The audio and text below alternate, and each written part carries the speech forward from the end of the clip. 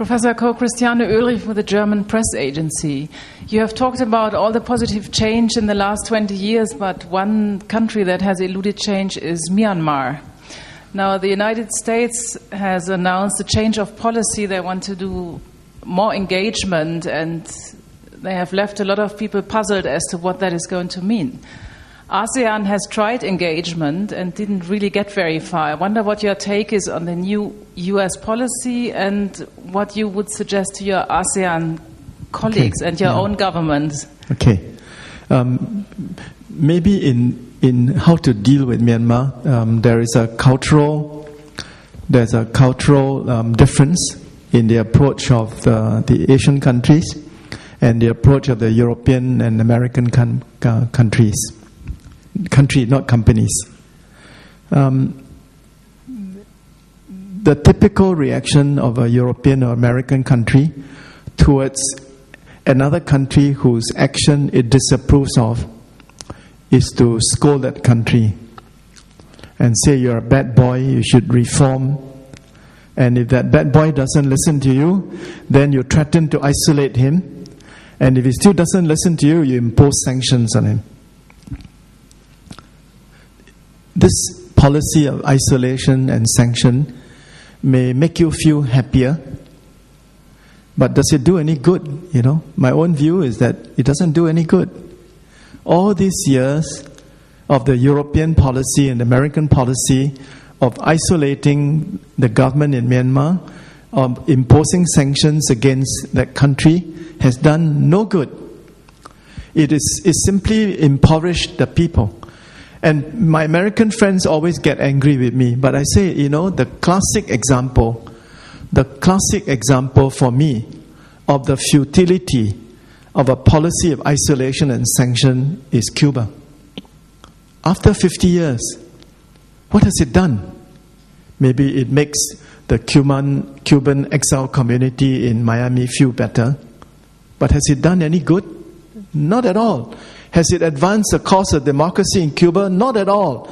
You have consolidated the communist rule of Cuba. Have you improved the people's livelihood in Cuba? Not at all. You've impoverished them. So my question to you is, what are you trying to achieve through a policy of isolation and sanction? What is your agenda? Is it to feel good or to do good?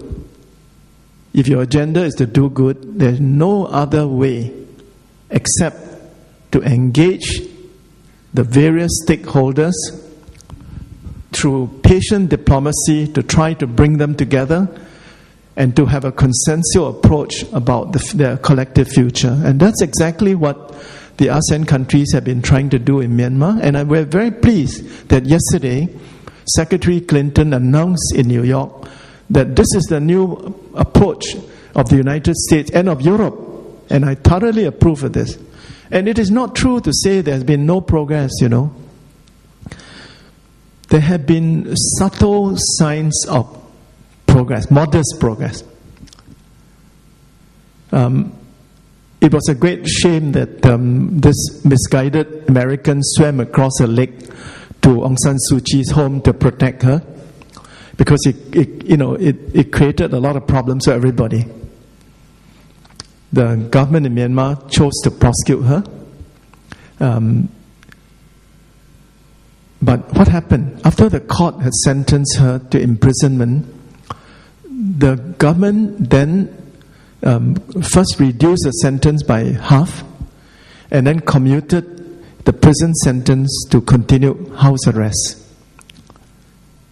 Because of the intervention of Senator Jim Webb, who saw both Senior General Tan Shui and Aung San Suu Kyi, because of Ban Ki-moon's visit, because of the good work of his special envoy, Professor Gambari of Nigeria, I think there is some movement. I think the regime would like to end the condition in which it finds itself, isolation and faced with sanctions from the West. I think they would like to come to some understanding with the NLD, with Aung San Suu Kyi, with the minority ethnic groups, so that there's a common approach to the elections which will be held next year. And I think that those of us who wish Myanmar well should encourage this process of reconciliation, of conceding to each other. And I'm very happy that Daw Aung San Suu Kyi has made a major concession to the government. Her party, NLD, recently came out publicly to say that they will no longer support sanctions against Myanmar. And I think this is a gesture by her to the regime. And I think the regime has also made reciprocal gestures to her and her party. So let us work together, quietly, behind the scenes, with the ASEAN countries, with the United States, with Europe, with the UN, to encourage all the parties in Myanmar to agree on a common approach to the election next year. And let us wish them well. So rather than condemn what Secretary Clinton announced yesterday in New York, I'm just delighted, because this has always been my view, that a policy of isolation and sanction is futile, is counterproductive. And if you don't believe me, just look at Cuba. Okay, I think on that note, we'll bring this session to a close. Thank you all for your questions, and also thank you, Professor Koh, for your insights and your comments. Before you leave the stage, we'd like to present you with a little token of appreciation. And this is a Berlin Buddy Bear. And I'm told the upraised arms signify optimism and friendliness. And the Berlin Bear is also a global ambassador for Berlin and Germany, and therefore it's a very appropriate gift for an ambassador-at-large. Thank you. Thank you. Thank you.